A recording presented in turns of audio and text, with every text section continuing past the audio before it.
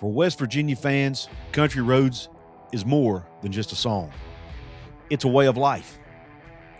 But according to a bombshell report from Ross Dellinger over at Yahoo Sports, that road could be leading to a dead end.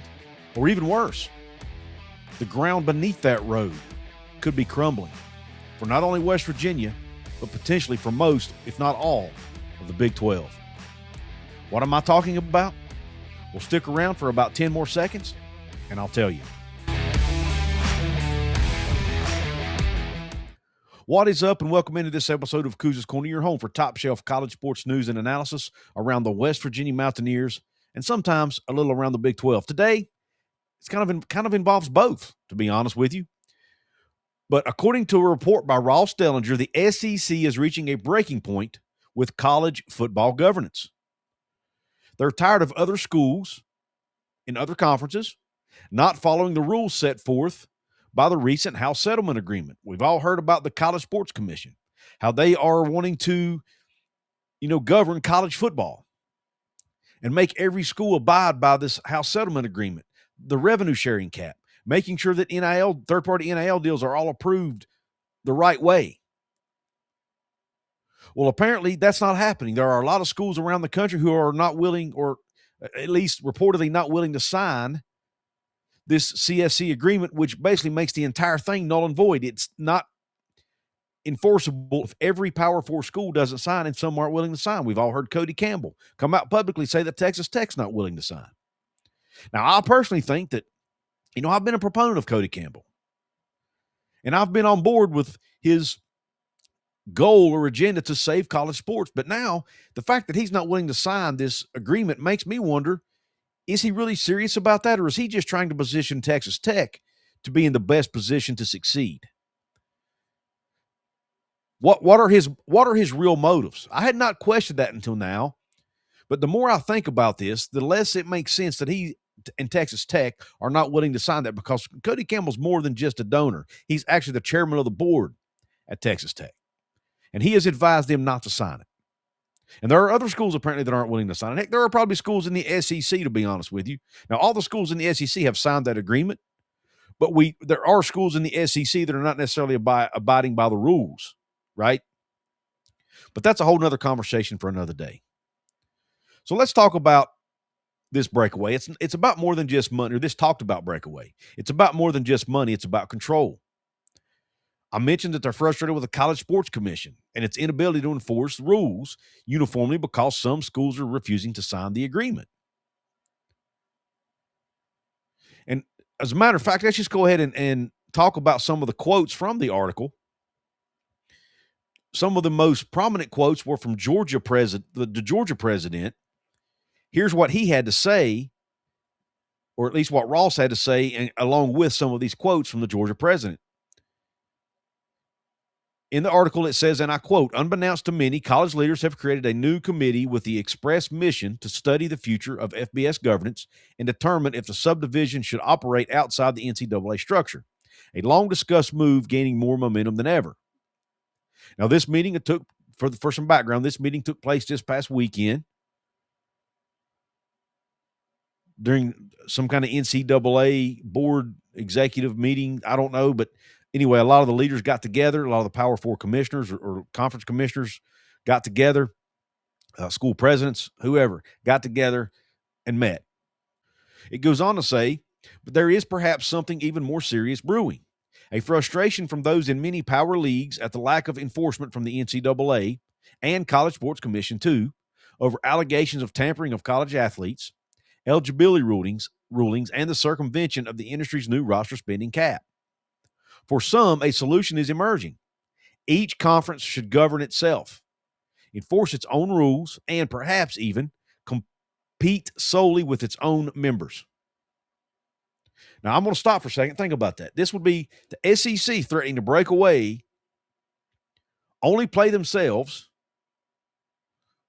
that would be no non-conference games, potentially no bowl games, potentially not even in their own playoff and everything, the whole 9 yards potentially. Think about how detrimental that could be to college football. Let's keep going. Here's a quote from the Georgia president, Jerry Moorhead. If the CSC, the College Sports Commission, is not going to enforce the House settlement, if the NCAA is not going to enforce tampering rules, and if Congress is not going to pass the SCORE Act, then it leaves the SEC in a position that we have to go our own way to create some rules and a level of responsibility, end quote. He went on to say, we'd be able to make a much stronger argument that we are not in violation of antitrust rules because we don't have market power.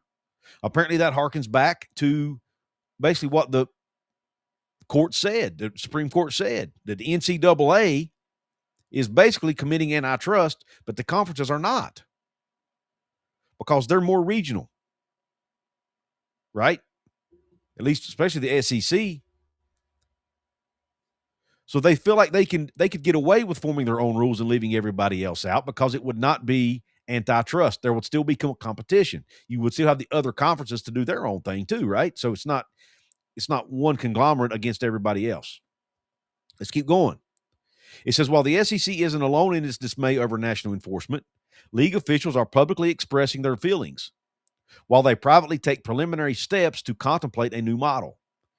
So you've heard from Jerry Moorhead, the president of Georgia. What does Mr. Greg Sankey, the mouthpiece, the commissioner of the SEC, what does he have to say? Well, he cautions any suggestion of the long-discussed breakaway by the SEC and other power leagues and says that nobody wants to rush there, and the SEC remains committed to a national organization. But he didn't stop there. He goes on to say, however, there are limits to that. The frustration level is building. I anticipate that there's a lot of people that are saying this might not work for us. So Greg Sankey's admitting there, while we want to continue the national model, there are a lot of people who are ready to move on from it because the rules aren't being enforced. So they went through all of this time. They went through all these court cases, all these hearings, all of these meetings, agreed upon this College Sports Commission, these rules. And then all of a sudden, some of the schools just decided not to sign it. I don't blame the SEC for being pissed off. Now, they might want to get their own house in order too, because I'm sure there are schools in their own league not doing what they're supposed to do. But if they break off and do their own thing, they will be able to enforce those rules. And I would assume the members would then get on board because they know they're playing on a level playing field, right? At least that's what you think. But we all know there's always going to be some school, some donor out there trying to circumvent a system. That's always been going on. That's never going to stop. But you have to have some sort of guardrails around this stuff. But look, don't put all the blame on the SEC here because according to this article, there is some support for a similar thing in the Big Ten, that the Big Ten could do their own thing as well. It says there is support among other memberships for a similar model, one Big Ten athletic director told Yahoo Sports. Each league governs itself and plays only games within the league. So the Big 12 could do that.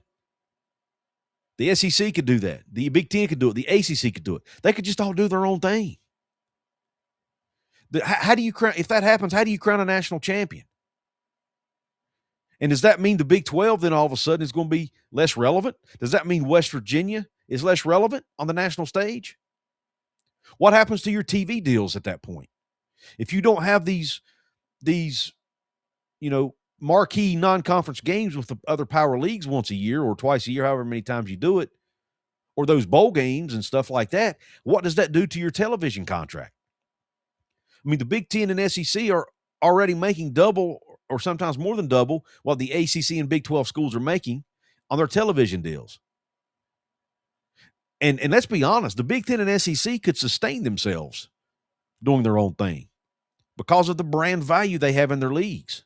And we know that if the SEC breaks away, they're going to take some of the top brands from the ACC and or Big 12 with them. Big Ten would do the same because I doubt 16 teams is going to be enough to get the TV deal you want to get. Yes, you would have enough teams to play a full season, but you might want to add 4, 6, 8 more to get a bigger conglomerate, but yet not big enough to be considered antitrust. I don't know. It could get very convoluted, very complicated. But what brands would be included in that? Would West Virginia be included? My fear is that they would not. These kind of talks going on behind the scenes, I guarantee you, Ren Baker, President Benson, all the folks at West Virginia know this stuff's happening. They're probably involved in some of these conversations, at some of these meetings. West Virginia has publicly shown that they are committed, at least the Board of Governors has proven they are committed to spending at the highest levels to try to compete. They said they're going to do what it takes to be one of the top schools in the Big 12. They didn't say the top of the Big 12. They're not going to be able to surpass Texas Tech or BYU, but they might be able to compete with some of the others. They've shown that commitment. We see almost every day new announcements about some new deals being cut by West Virginia athletics and different businesses. They're in talks to build more premium seating at the football stadium. They're talking with the West Virginia legislature to get funding to increase the size of the Coliseum, to put HVAC in the Coliseum so that they can have air conditioning and do events year-round, concerts and whatnot, so they can raise more revenue. There are a lot of things going on at West Virginia to try to compete. Would that be enough, though, to keep them with a seat at the quote-unquote big boy table if there's an SEC and Big Ten breakaway? And I'm not saying SEC and Big Ten together, because I think that would be antitrust. I'm talking about each one of those conferences doing their own thing. And each conference basically policing themselves, setting their own rules. And what happens to the other sports? Is it the same thing in all sports, or is it just a football thing? You know, there are so many pieces to this puzzle that it's going to be interesting to see how it all plays out. But let's go ahead and talk a little bit more about the article, and then we'll wrap it up. It says, one Big Ten school administrator said, "We are money laundering. We are doing nothing. All we are doing is moving money around." That came from a Big Ten administrator talking about all the money that's being out there. They're moving it from, they're saying it's NIL, but it might be really rev share. They might be saying it's rev share, but it's really third party NIL. It's all it's going from one pot to the other pot. And let's be honest, you almost have to do that to stay afloat, to stay competitive, to even attempt to win football games. You have to play by those non-rules. Honestly, it's kind of what it boils down to. And the SEC is getting frustrated with that. I want to hear what you think. Do you think an SEC breakaway would be detrimental to West Virginia and other schools in the Big 12 or schools like them? There are schools in the ACC that could potentially get left behind as well. What do you think about it? I want to hear your thoughts. But let me wrap it up by saying this.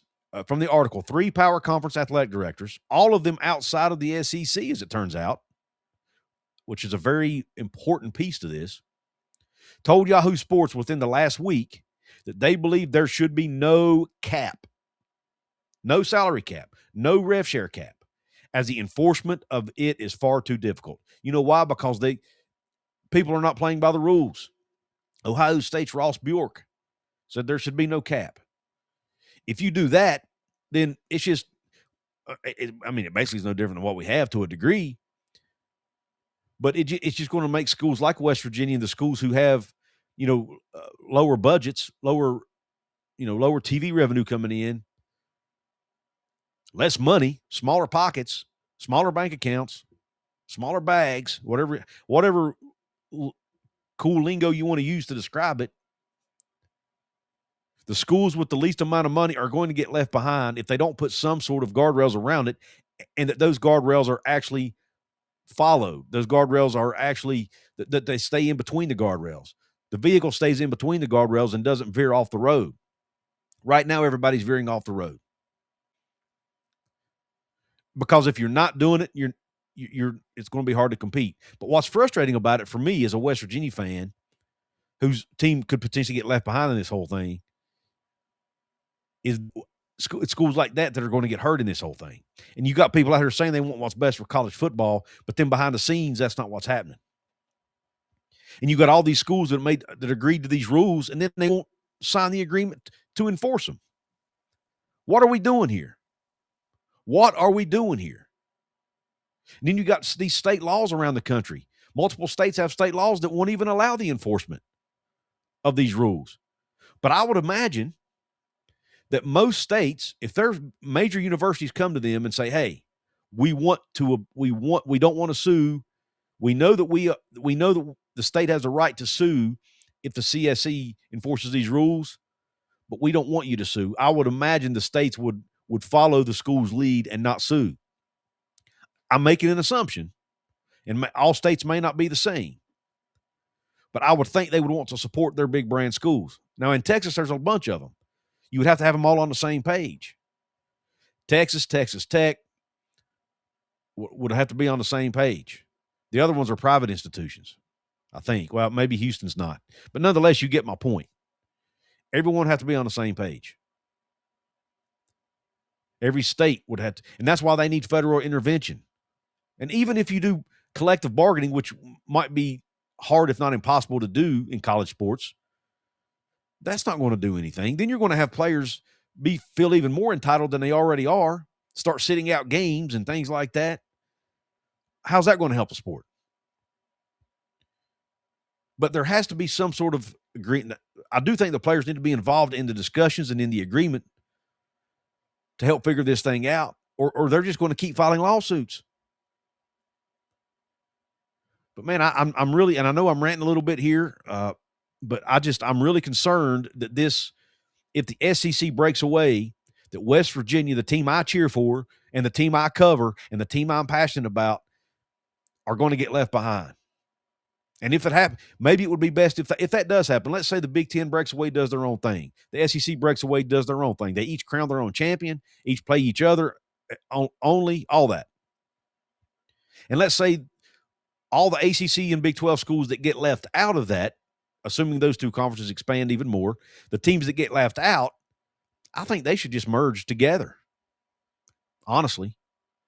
But if they do that, then does that antitrust from the G6 schools' perspective? It's so complicated. So complicated. It's just, it's become an absolute, I'm just going to say it, it's become an absolute shit show. College sports is a shit show. I don't use cuss words a lot on this channel, but sometimes it's warranted, and it is right here. Something has to be done, either at the federal level with the SCORE Act. All these schools sign on to this CSC, and all these states agreed not to sue. Please do something to fix this mess.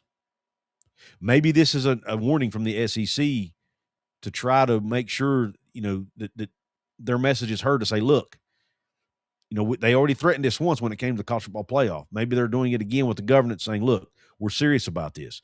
I'm sure this got leaked for a reason. They probably want people like Cody Campbell and others to hear this. Get your house in order. Sign this agreement, or we're gone. We're taking our ball and we're going home. And they could probably pull it off. Let's not kid ourselves. What if all we had to crown was a Big 12 champion? Maybe it would be okay. I would still watch, but I'm not sure it would be but look at the TV money that would be lost potentially by the networks if the CFP just went away let's be honest, by ESPN. ESPN's not going to want this to happen. Think of the money they're losing on the CFP and all the bowl games that would potentially be gone, and all the other networks that might have, be impacted by this. Fox, heck, all of them that show college football. I don't think they're going to want this to happen. So, but I want to know what you think in the comment section. Do you think this is realistic?